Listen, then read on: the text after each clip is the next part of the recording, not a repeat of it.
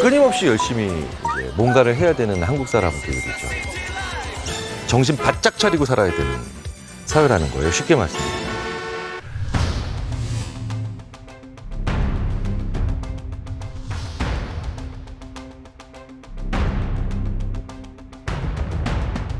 내가 지금 열심히 살고 있는데 추구하고 있는 게 맞는지 틀리는지를 어떨 때는 좀 많이 힘드시죠. 저의 인생은 왜 이렇게 엉망으로 풀릴까요? 속이 다 문드러지죠. 진짜 애간장이 타는 거죠. 우리가 혼란스러운 건 너무나도 당연합니다.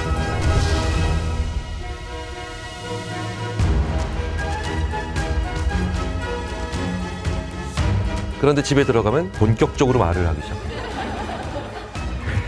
너의 꿈은 뭐야? 진정으로 원하는 게 뭘까요? 이 금쪽 같은 우리의 한 사람 한 사람, 한 사람 한 사람이 다 자기의 미래와 꿈과 적성과 진로에 대해서 끊임없이 고민하셔야 됩니다.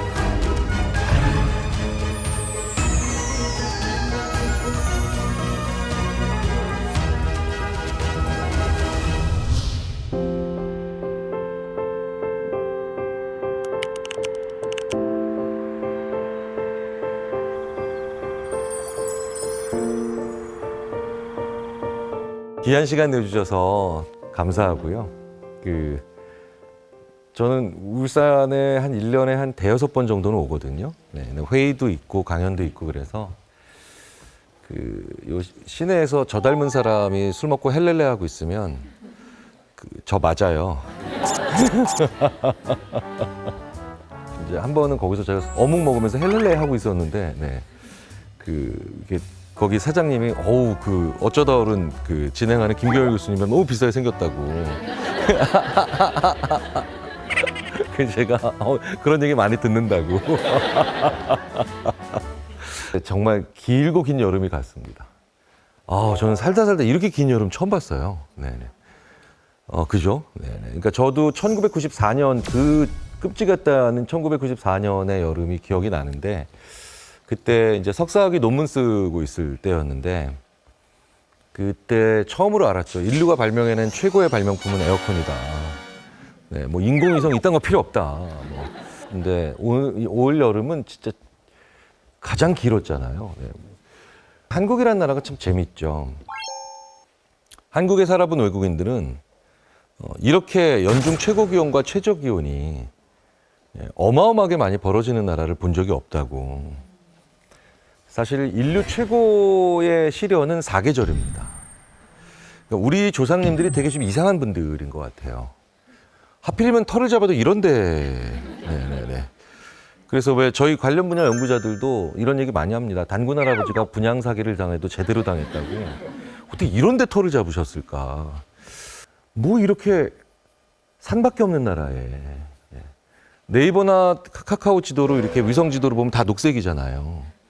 그 얘기는 뭐냐면 농사 지을 땅도 거의 없어요. 뭐 분류법에 따라 다르지만 70에서 80% 정도 산인데, 산도 또 삽질도 안 되는 산입니다. 화강암과 편무암으로 대부분 돼 있는 산이고요. 그래서 우리나라는 왜 그거 있잖아요. 공사하면 늘 빵빵빵빵빵빵빵빵 소리 나죠. 그게 뭐냐면 그렇게 흙으로 돼 있는 땅이 아니라 돌로 돼 있는 땅이거든요. 그 안에서 굉장히 지지고 볶고 살며 우리끼리라 잘 모르고 있거든요. 되게 열심히 살아요, 한국 사람들. 지금 모든 분들의 표정이 진짜? 뭐 이렇게 사시는데요. 이게 이민을 가보신 분들은 대부분 아세요. 이민 가보신 분들이 새로운 기회를 찾아서 외국으로 이민 가면 그 동네에서 유일하게 부지런한 사람으로 딱 선정되는 게 한국 사람들인데, 외국 연구자들이 저한테 이런 얘기 많이 하죠. 니들끼리라도 모르고 있는 거라고. 그럼 제가 또, 야, 우리 옆에 일본, 중국, 대만도 일할 때 보면 되게 부지런해. 걔네들 꼭 하는 얘기 있죠. 놀 때도 부지런한 것들은 너희들밖에 없다고. 끊임없이 열심히 이제 뭔가를 해야 되는 한국 사람들이죠. 우리는 왜 어쩌다가 이런 기이한 형태의 삶을 살게 됐을까요? 게다가 잠도 안 잡니다. 네. 전 세계에서 가장 수면량이 적은 거 잘 아시죠? 네. 잠을 안 자요, 게다가. 네.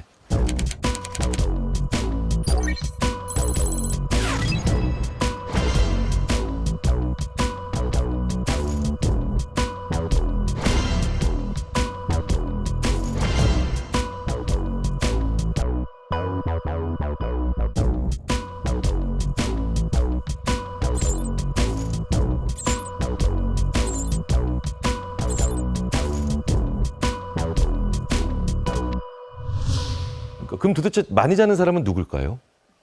없어요. 우리나라는 잠도 이제 잘 안 자는 거예요. 생각해 보세요. 외국 교환 학생들이 한국 대학에 오면 진짜 어떻게 24시간 축제 모드지? 왜? 불이 안 꺼지고 있으니까요. 예. 되게 독특한 사람들이 살고 있는 건 분명한데, 근데 사실은 한국은 말 그대로 굉장히 독특한 고각성 문화입니다. 고각성이라고 하는 게 무슨 뜻이냐면요. 고각성의 반대말이 저각성이잖아요. 고각성이 바로 뭐냐면 정신 바짝 차리고 살아야 되는 사회라는 거예요. 쉽게 말씀드리자면. 다른 언어로 번역이 불가능한 왜 그 속담들이 있죠. 예. 예. 그렇죠? 눈 뜨고 코 베어 간다 뭐 이런 얘기. 네. 이게 한국 같은 고각성 사회는 왜 그렇게 될 수밖에 없었느냐? 말씀드렸다시피 굉장히 다사다난한 아무것도 안 하고 있어도 4개월 만에 온도가 20도 가까이 바뀌는. 예. 심지어 그래서 어떤 포럼에 가니까 전 세계적으로 기후변화에 대한 되게 많은 경각심을 가지고 있잖아요. 한국인들은 그런데 생각보다 별로 기후변화에 대한 큰 관심이 없다. 그랬더니 그 작가님이 그러시더라고요. 원래 변하는데 뭘 더. 네. 우리는 매일매일 기상 대재앙인데. 네. 이래서 한국은 고각성 사회가 됐어요. 이걸 너무나도 잘 보여주는 게 우리나라의 그 역동적인 택시기사님들이세요. 울산역에 내리자마자 이렇게 시내로 들어오는데 한 30분에서 40분 정도 걸리잖아요. 초반 20분을 울산 지역의 지역 경제를 브리핑 하시더라고요. 너무 아는 게 많으세요. 그리고 시의회에서부터 그다음에 경상남도와의 관계성까지도 굉장히 많이 얘기를 하시고 나머지 20분은 그 기사님이 지지하는 정당을 같이 지지하면서 왔어야 됐습니다. 네. 어떨 때는 좀 많이 힘드시죠. 그런 거일 때. 또 어떨 때는 또 되게 재밌고요. 고각성 사회. 고각성 사회예요. 대표적인 고각성 사회가 다른 나라에도 있겠죠. 대표적인 게 이제 유대인들 많이 모여 사는 이스라엘 같은 나라. 대표적인 고각성 사회라고 합니다. 재밌는 건 그래서 고각성 사회끼리는 서로 다른 나라 가서 상대방 나라 가서 사는 비율이 좀 떨어지죠. 우리나라의 유대인들 거의 안 살잖아요. 그렇죠? 유대인 연구자들이 항상 저한테 하는 얘기가 있습니다. 전 세계에서 자기네들 유대인이 들어가 살지 않는 나라 딱 2나라 있다고. 그 중에 하나가 한국이래요. 나머지 하나가 북한이래요. 그래서 아니 일본도 있고 중국도 있잖아 라고 물어보면 일본의 일본 국적 가지고 있는 일본 국민으로 사는 유대인 현황 다 보여줘요. 많더라고요. 중국 국민으로 사는 중국 국적 가진 유대인들 많아요. 근데 한국 국적을 가지고 한국 국민으로 사는 유대인을 본 적이 없대요. 주민등록번호 가지고 있는 유대인 지인 있다 손들어 보십시오. 안 계시죠? 네. 그렇죠? 유대인 손들어 보세요. 안 계시죠? 유대인들 저기 심리학강의 되게 좋아하거든요. 양쪽 다 고각성 사회라 그래요. 제가 봤을 땐 우리가 이기는 것 같아요. 그 고각성에서.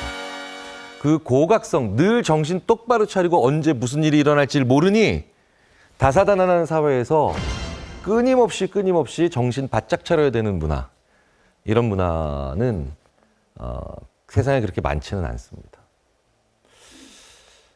이런 사회에서 우리는 이 지구상에서 가장 열심히 살고 잠도 적게 자며 무언가를 하고 있는데 자주자주 막막할 때가 있어요. 내가 지금 제대로 삶을 살아가고 있는 건지 혹은 뒤처지고 있는 건 아닌지 혹은 내가 선택한 이게 정말 앞으로도 오랜 시간 동안 내가 할 수 있는 것들인지 이런 거에 대한 자신감은 사실 누구나 다 완벽할 수가 없고요. 사실 저도 마찬가지입니다.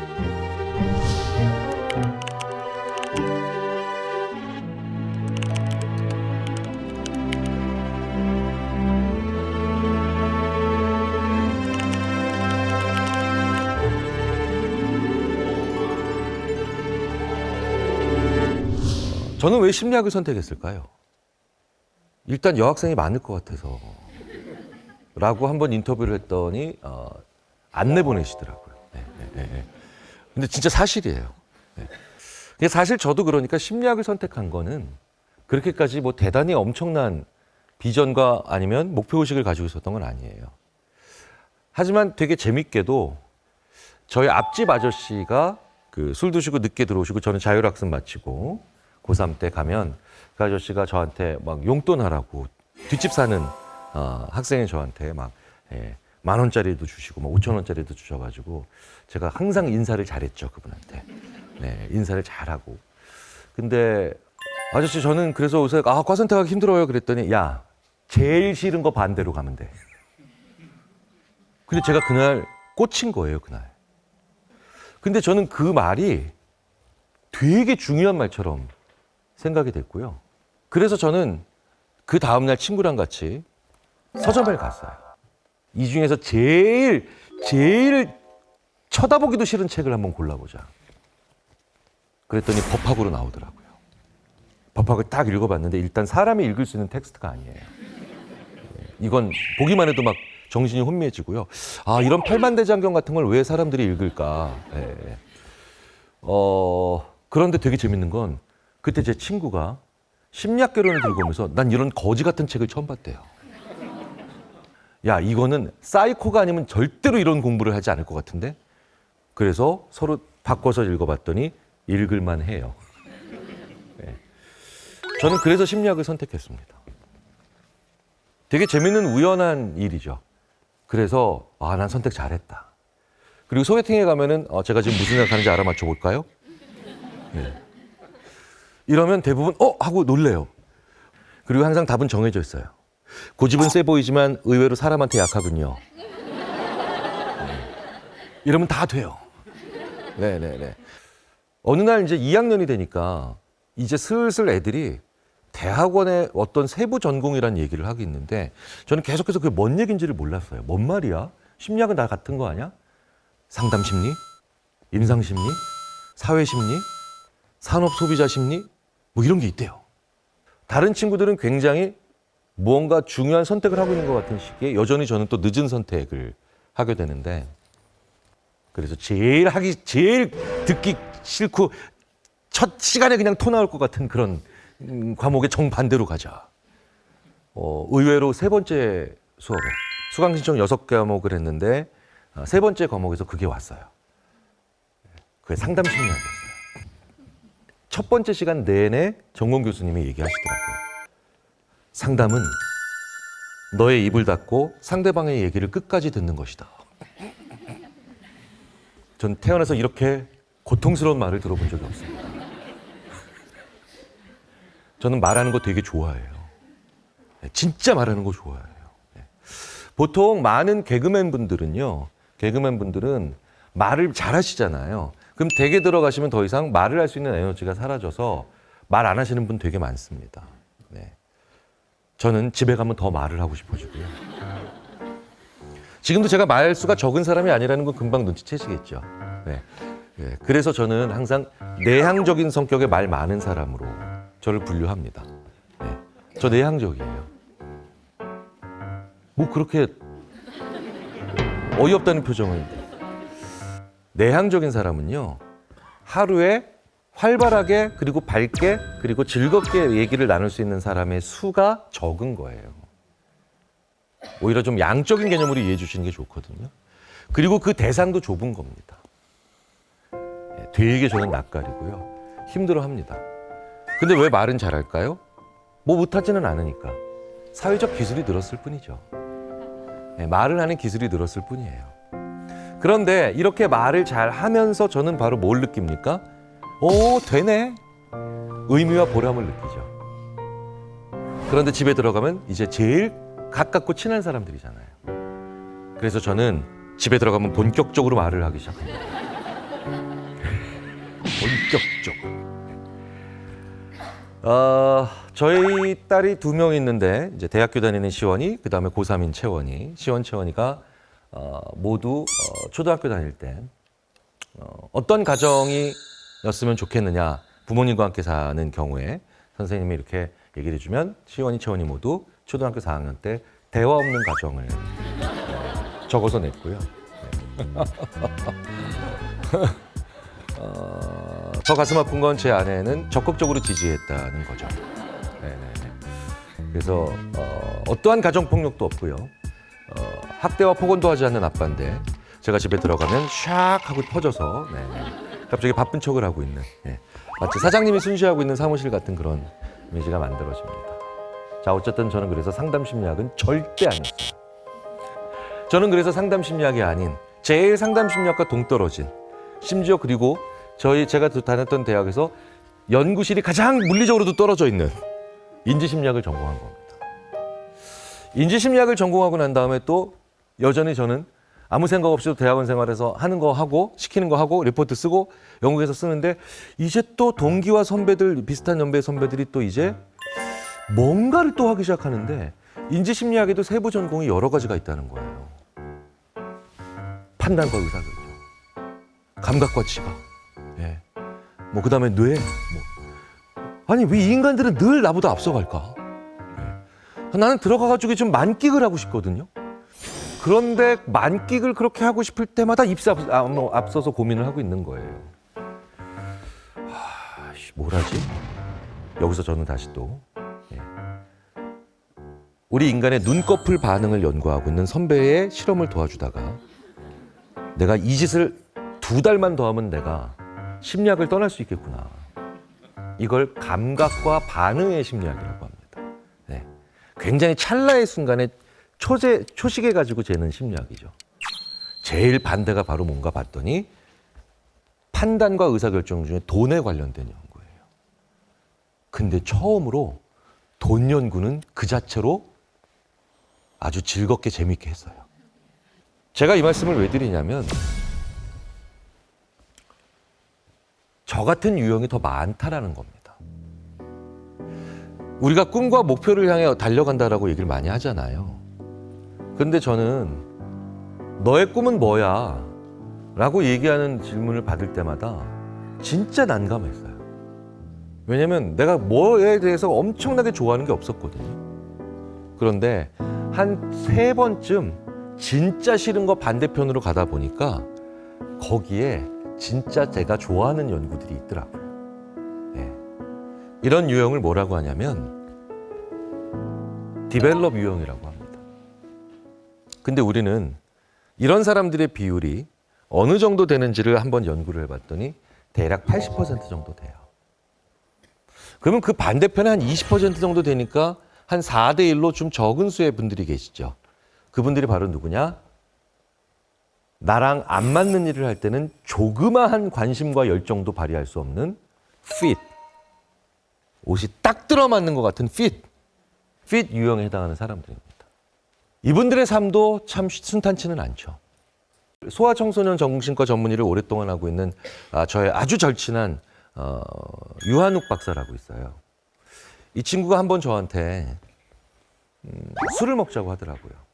사실 굉장히 정신과 전문의로서의 그 직업적 윤리치도 좋고 실력도 탄탄한 이 친구인데 약간 누군가에게 속죄하고 미안해하고 싶어하는 마음으로 술을 먹더라고요. 말없이 소주잔을 기울이는데. 그래서 왜 그런 거야? 라고 물어봤더니 긴 이야기를 짧게 줄일게요. 중학교 때 처음에 왔고 그때 누가 봐도 ADHD가 심한 친구였답니다. 자, 어떤 일에도 집중을 못하고요. 그리고 대부분 집중을 한다 하더라도 그게 오래 가지는 경우가 거의 없습니다. 당연히 대부분의 과목에서 낙제를 계속하고요. 그 이후로 고등학교 때도 계속해서 병원에서 진찰받고 치료받았고요.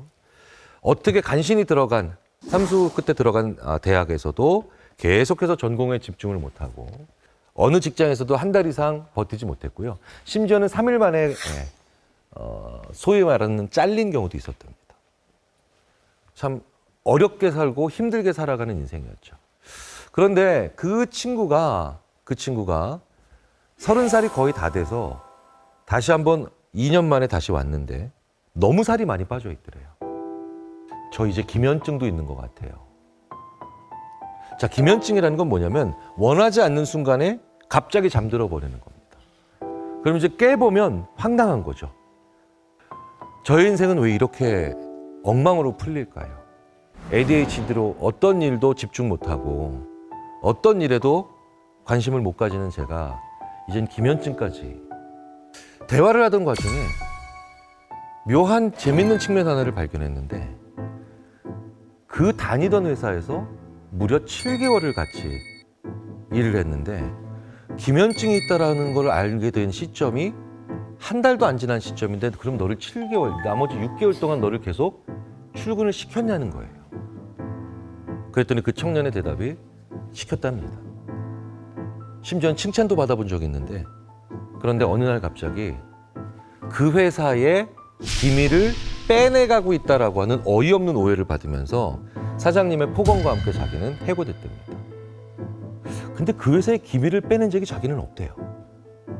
자, 근데 어떤 회사였는지 아십니까? 소스를 만드는 회사였어요. 이 친구가요, 소스를 위해 타고난 1000만 명 중에 한 명의 혀를 가진 친구였어요.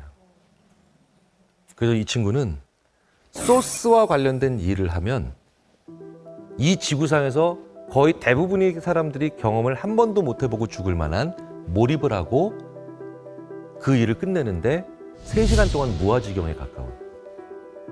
갑자기 점심 먹으러 가자 그러더래요. 아침인데. 갑자기 늦은 밤이 돼 있더래요.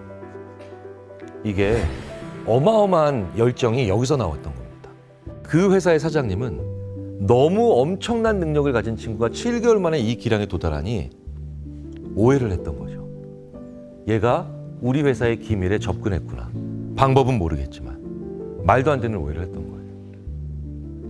이 친구는 천부적인 혀를 가졌고요. 그리고 이 방면에서 어마어마한 탤런트를 가지고 지금은 당연히 승승장구를 하고 있는 친구입니다. 그래서 제가 물어봤죠. 해피엔딩이네. 그런데 유한우 원장은 내가 이 친구를 20년 넘게 ADHD라고 얘기했던 게 너무 미안했던 겁니다. 사실은 누가 어떤 전문의가 와도 어떤 심리학자가 와도 이 친구는 ADHD였고요. 제가 그 위치에서도 그렇게 판정할 수밖에 없었겠죠. 이런 유형을 디벨롭이 아닌 핏이라고 합니다. 나랑 정확히 맞아야만 정말 완벽히 맞는 그 좁은 나사구멍에 딱 들어가는 그런 일을 만나야만 열정이 나오는 분들이죠. 흔치는 않아요. 그런데 수많은 핏의 유형의 사람들이 ADHD 진단을 받고 있겠구나라는 생각을 해보며 굉장히 많은, 그리고 진짜 왜 우리 뼈 때리는 교훈을 얻었고요. 우리가 삶을 살아가면서 나한테 맞는 걸 추구한다는 게 이만큼 쉬운 시나리오가 아니라는 거죠. 저처럼 오랜 시간을 거쳐서 계속해서 반대 방향으로 가보다가 찾는 유형도 있고요. 이런 유형들은 어떤 일이든 좀 붙어보면서 쉽게 떠나지 않고 직무도 좀 바꿔보면서 의미와 보람도 좀 조금씩 찾아가 보면서 미세 조정해야 되는 사람들이죠. 또 어떤 사람들은 그게 아니라 계속해서 기꺼이 방황하면서 정말 확률적으로 딱 들어맞는 일을 찾을 때까지 그 확률적인 모험들을 계속 해나가야 되는 사람들도 있습니다.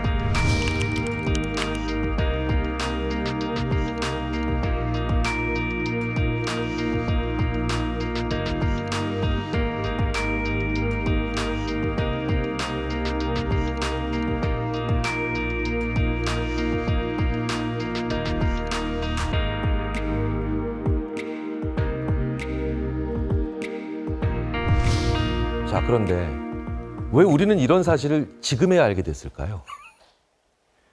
이런 얘기 처음 들어보시잖아요. 저도 연구자로서 이런 연구들을 직접 접하기 시작한 지 10년이 안 됩니다. 왜일까요? 고민해 본 적이 없었기 때문에 그래요. 우리 호모사피엔스의 역사를 30만 년이든 35만 년이든 어떻게든 잡죠. 그 시기 동안 우리는 한 번도 이런 고민을 할 기회가 없었습니다. 대장장이의 자식은 대장장이를 하면 됐었고요. 농부의 자식은 농사를 지면 됐었고, 왕의 자식은 왕이 되거나 아니면 그 전에 죽임을 당하거나. 우리는 한 번도 진로, 적성, 미래, 꿈에 대한 고민을 할 기회가 거의 없었다는 겁니다. 이제부터 해야 되는 고민이고요. 이제 막 알기 시작한 일들입니다. 우리가 혼란스러운 건 너무나도 당연합니다. 저도 제 아이에게 이렇게 얘기합니다. 심리학자들이 아직도 진로와 적성과 꿈과 미래에 대해 아는 게 없다고. 솔직하게. 하지만 그렇다고 해서 포기할 수는 없잖아요. 조금씩 알아가면서 우리가 이런 것들을 공유해야 되겠죠. 왜 끊임없이 공유하고 있을까요? 전 이 작업을 왜 하고 있을까요? 간단합니다. 우리는 고각성 사회에 인구가 줄고 있는 사회예요. 엄청나게 사람이 모자란 사회죠. 제가 태어나던 1970년에 100만 명이 넘게 태어났습니다. 올해 21만 4천 명 태어납니다. 그때 합계 출산율이 4를 넘었는데 지금 0.7이죠. 0.7이라는 건 뭐냐면요. 진짜 무서운 숫자예요. 수명은 얼마나 또 길어졌을까요? 요즘 수명학회 가면은 1970년생 만 54세인 저한테 동료 연구자들이 이럽니다. 야, 김 교수, 너 재수 없으면 120 넘게 산다. 130이 될 수도 있어. 전생에 나라 팔았으면. 예. 이 얘기는 뭡니까? 제가 그리고 60년을 더 산다면 저는 살아있을 때 우리나라가 산술적으로 소멸하는 걸 볼 수도 있다는 거예요. 물론 그렇게 되지 않겠죠. 그렇게 되지 않게 만들어야 되죠. 문제는 우리는 정말 적은 수의 사람으로 이제 나라를 만들어 가야 됩니다. 그래서 누구나 다 자기한테 맞게 가야 돼요. 과거에 공부 잘하는 몇 명을 피라미드의 첨탑에 올려 세우고 나머지가 패배자의 인생으로 살 때는 그래도 그게 맞다라는 건 절대 아니지만 그래도 그 첨탑에 수십만 명이 있었어요. 그런데 이제는 이 금쪽 같은 우리의 한 사람 한 사람이 다 자기의 미래와 꿈과 적성과 진로에 대해서 끊임없이 고민하셔야 됩니다. 그게 나를 위한 일이자 우리가 안 망하는 길이에요.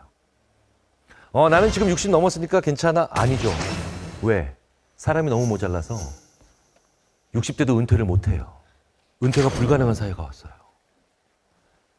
외국 연구자들이 한국의 미래를 완벽하게 그려낸 영화로 뭘 꼽는지 아세요? 영화 인턴을 꼽아요. 70세의 로버트 드니로가 신입사원으로 자기 딸보다 한참 어린 30살의 애네 서웨이가 CEO로 있는 회사에 신입사원으로, 즉 인턴으로 들어가는 거. 우리나라는 이미 시작된 변화입니다. 이미 시작된 변화예요. 예. 그래서 이 자리에 계신 60대, 70대인 분들도 나는 어떤 일이 맞을까? 나는 어떻게 해야 앞으로 20년, 30년 동안 내 적성에 맞는 걸 할까? 이분들도 먼저 선배로서 보여주셔야 돼요. 그리고 지금 20대, 30대인 분들은 거의 90세 다 돼서 은퇴할 겁니다. 이게 우리나라가 안 망하는 유일한 길이에요. 이미 우리나라는 65세 이상 인구의 노동시장 잔류율이 40%를 넘기는 이 지구상에서 거의 유일한 게 아니라 완벽히 유일한 정상 경제 국가예요.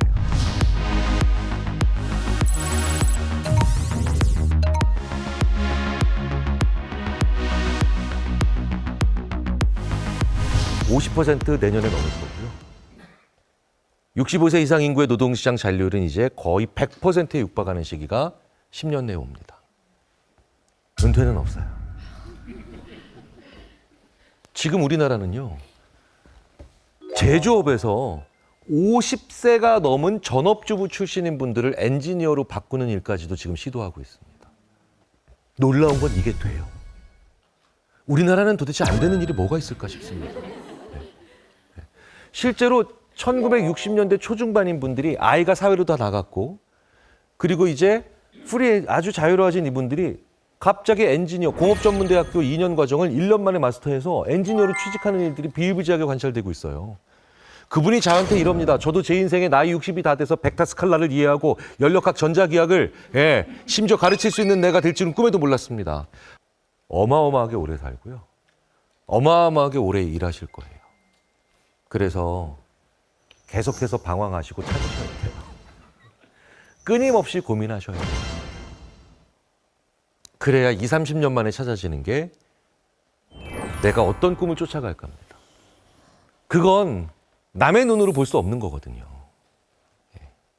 자, 그렇다면 이걸 위해서 좋은 방법 하나만 더 말씀드리고 제가 마무리를 한번 해보도록 하겠습니다.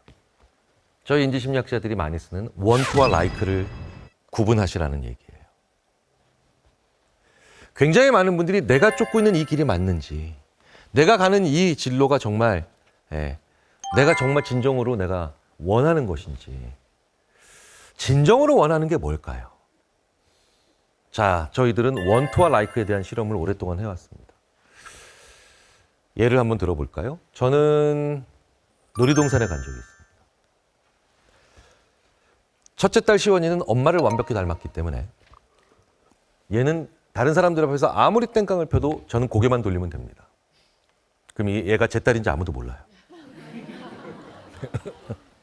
근데 둘째 채원이는 저랑 똑같이 생겼어요.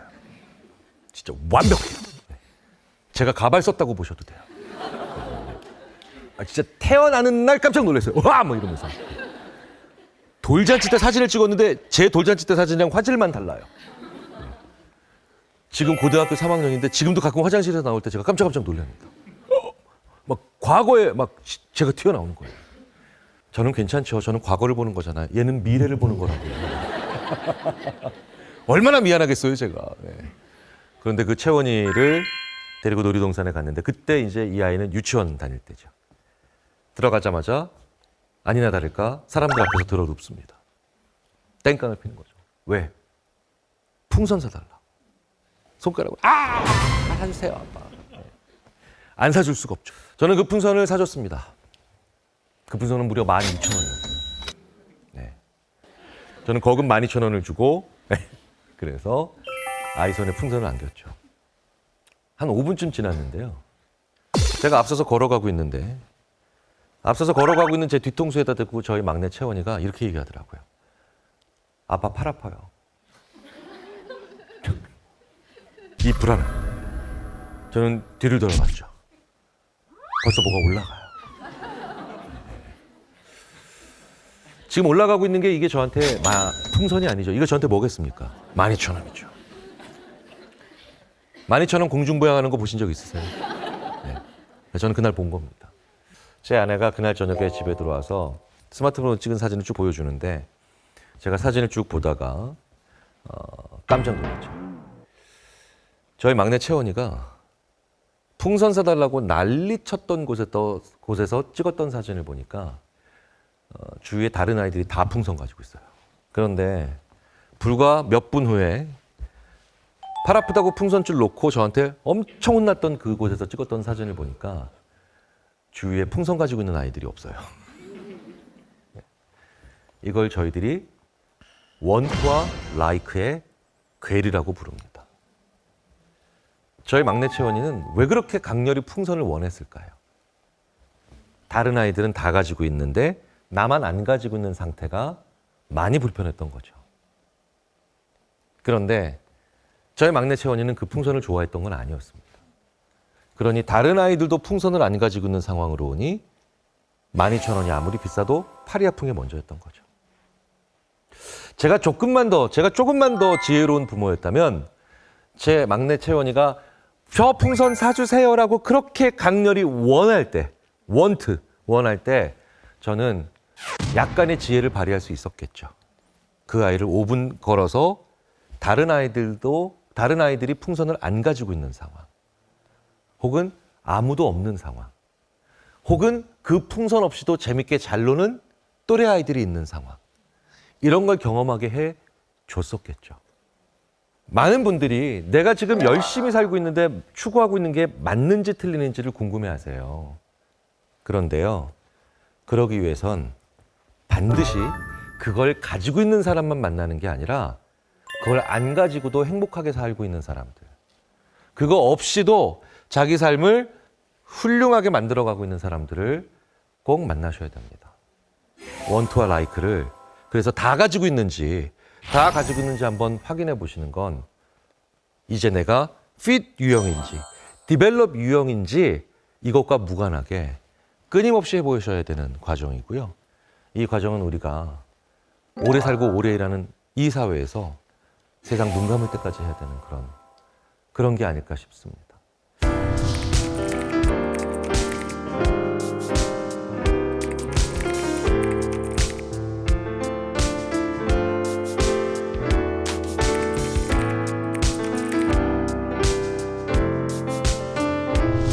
자크 라칸이라고 하는 철학자는 이렇게 얘기했죠. 인간은 타자의 욕망을 욕망한다. 사실 이 말이 우리에게처럼 이렇게 아프게 들리는 나라도 없을 겁니다. 우리가 욕망하는 건 뭘까요? 내가 좋아하는 걸 욕망해야 되잖아요. 그런데 타자가 욕망하는 걸 욕망한다는 건 정말 허무한 삶이 될 가능성이 크겠죠. 동력도 자주 잃어버릴 수 있겠죠. 그렇다면 지금 당장 어떤 걸 간절히 원하고 추구하시고 계시다면 그렇다면 그거 없이 행복하게 사는 사람, 그걸 안 가지고 있는 분들, 이런 분들을 만나시면서 두 번째 확인을 해보시는 게 어떨까. 끝까지 경청해 주셔서 감사합니다. 마치겠습니다. 안녕하세요. 오랜만에 뵙겠습니다, 교수님. 네. 스스로를 끊임없이 돌아보고 좋아하는 것과 원하는 것을 잘 구분하면서 살아가는 그런 삶의 지혜를 우리가 추구해야 된다. 이런 말씀하셨던 것 같아요. 그래서 저는 굉장히 큰 울림을 받은 것 같습니다, 개인적으로. 또 저도 한 아이를 키우는 아빠로서 물론 본인이 좀 원하고 좋아하는 것들, 적성 찾아야 되지만 또 어른으로서 방향을 제시해주고 싶으니까 말을 하게 되는데, 그럴 때마다 저희들이 이제 요즘 소위 이제 꼰대라는 얘기를 많이 듣습니다. 그래서 이 오명을 피하면서 어떻게 이런 정말 진심은 정말 사랑하고 아끼는 마음에서 뭐 아이뿐만 아니라 제자들까지 그런 조언을 하고 싶을 텐데, 야, 이건 진짜 심리학자들끼리만은 자주 하는 얘기인데, 진짜 심리학자로서 자식한테 아빠는 나를 이해하지 못해 이런 얘기 들으면 진짜 무너져요. 그렇지 않아요? 아직 2살이어가지고. 2살이에요? 사칭 되면 저한테 알려주세요. 네. 야, 제가 사실은 정확하게 말씀하신 그 문제 때문에 저도 아빠 이거 이제 아빠 그 다음에 나올 거죠. 그만해 아빠, 말하지 마 아빠, 아무것도 하지 마 아빠, 생각하지 마 아빠, 뭐 이런 것들 다 나오고 있는데 말풍선으로 다 떠 있는 거예요.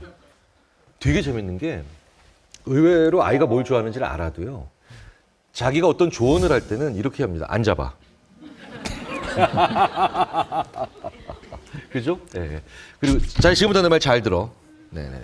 그러니까 이게 그 사람에게 청탁을 한다고 생각을 해보고, 심지어는 뇌물로 회유한다고 생각을 해보래요.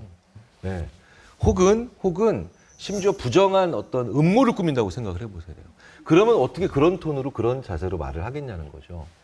두 번째로 그 배우자 선정에 관련된 연구들을 또 제가 몇 개를 읽어보는데, 누가 더 괜찮고 어떤 일이 더 비전이 있는가는 자식이 더 잘 맞히더라고요. 그 연구를 다 종합해 보니까. 근데 진짜 나쁜 거는 부모가 더 잘 보더라고요.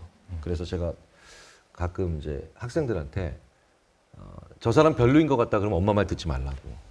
그 정도의 판단은. 근데 쟨 죽어도 안 돼. 그럼 엄마 말 들으라고.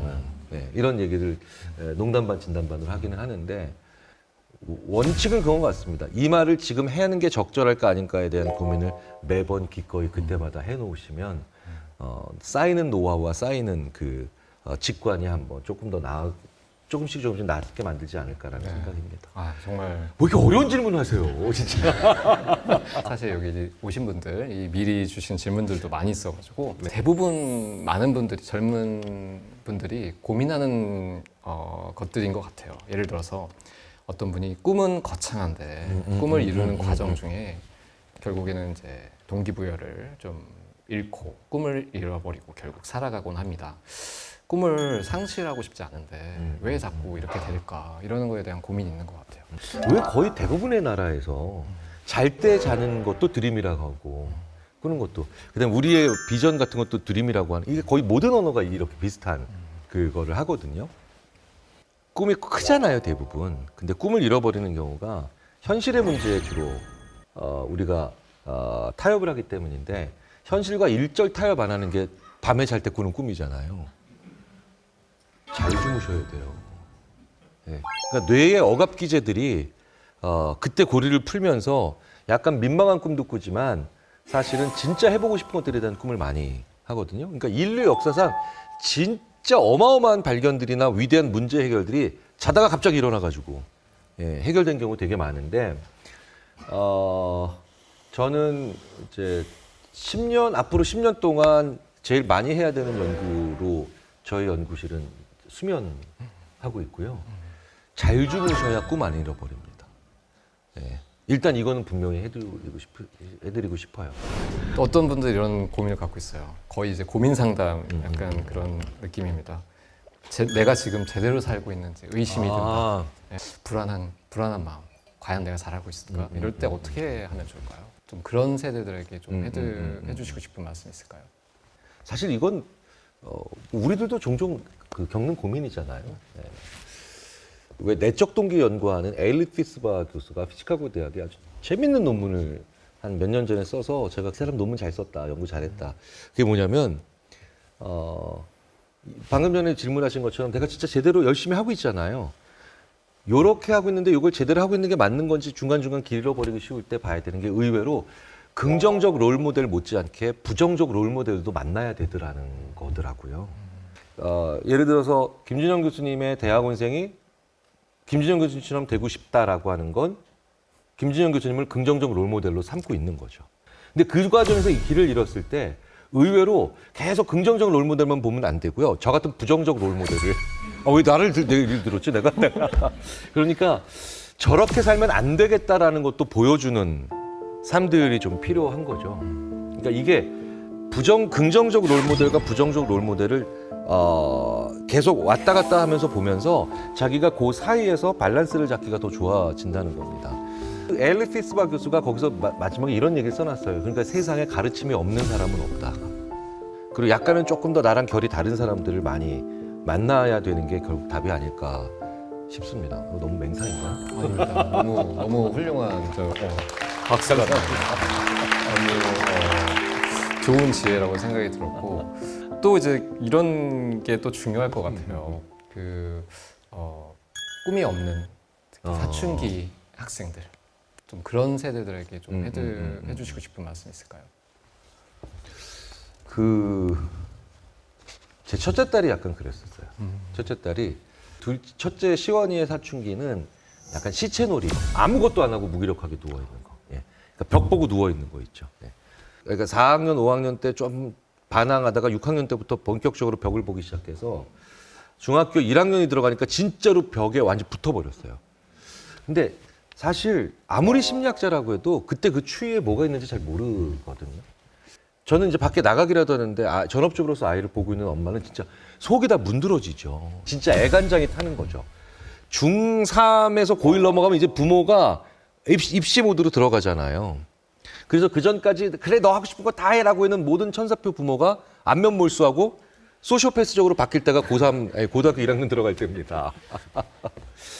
근데 그때도 이제 너무 벽을 보고 있으니까 제가 제 아내한테 그랬어요. 그러지 말고 한번 생각을 해보자. 우리 시원이가 140까지 살 텐데 아까 말씀드렸잖아요. 얘가 대학교 1학년이 20살에 대학 들어가든 30살에 대학 가든 무슨 상관이야. 왜 우리는 얘가 20살에 대학 들어가야 되는 것에 모든 초점을 맞추고 있는 거야. 그래서 제가 6개월을 제 아내를 가스라이팅 했어요. 30살에 보내자. 뭐예요? 왜? 20살이 지금 승부처라고 하는 인생의 고비라고 하는 데서 빨리 꺼내려고 엄마부터 꺼내주려고. 그래서 시원아 너 언제 대학 갈 거야? 이제 여기까지 들으면 이제 벌써 얘가 여기서 이제 끌어오르는 게 느껴지죠. 28에 갈 거야? 30살에 갈 거야? 애가 돌아섰어요. 처음으로 돌아섰어요. 3년 만에. 지금 중3인 애한테 28이라는 거는 100만 년 같은 시간이 지난 흐름이죠. 애가 그날 처음 얘기했어요. 아빠 저 그러면 미술 할게요. 이게 제 인생에서 2010년 이후에 제일 충격받은 일인데요. 아이가 중학교 1학년 들어가자마자 미술이 너무너무 좋았고 흥미를 가져보고 호기심을 가졌는데 이미 대부분의 아이들이 입시, 고등학교 예고 가려고 하는 입시를 초등학교 4, 5학년 때부터 하는 거예요. 그러니까 제 아이가 앓은 거예요. 그래서 늦었다고 생각한 거예요. 중1이. 예. 140까지 살아가. 그러니까 제가 이게 얼마나 억장 무너지는 소리고 창피하고 민망한 얘기입니까? 제가 꽤 이후로도 3, 4년 동안 이 얘기를 대중 앞에서든 동료 심리학자들 앞에서 못 꺼냈어요. 너무 미안하고 창피하고 그래서. 시간이 많아요. 시간이 없다라고 생각하잖아요. 아이들은 자기가 하루에도 몇 번씩 나오는 호기심을 다 무시합니다. 그러면 안 보이게 돼 있어요, 당연히. 그래서 제가 그날부로 세상에 제일 낭비해도 되는 게 시간이야. 뭐 이런 계속해서 말도 안 되는 헛소리를 애 앞에서 하면서 아이를 응원했죠. 아이는 그래서 입시 미술을 혼자 해서 미대를 갔는데 생각해 보세요. 세상에 수많은 부모님들과 우리 친구들이 시간이 모자르다고 생각해요. 이젠 시간이 얼마 안 남았다고 생각해서 늦었다고 생각해서 자기한테 나오는 일상생활의 수많은 호기심을 다 그냥 지나치고 사는 거거든요. 시간 많습니다. 갈 길 길고 시간 많고 여유 있고 남는 건 시간밖에 없다. 이런 얘기를 서로 장난스럽게 좀 해보시는 거 되게 필요해요. 그러면 알아서 고개 들고 나옵니다. 요것들이 고개 들고 나오니까 한번 해보시면 어떨까 싶어요.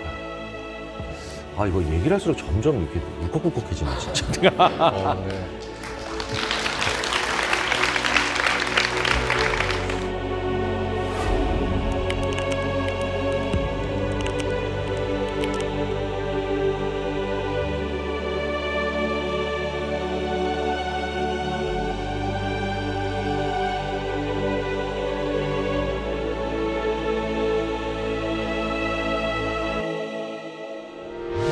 의견 있는 경제 채널 SBS 비즈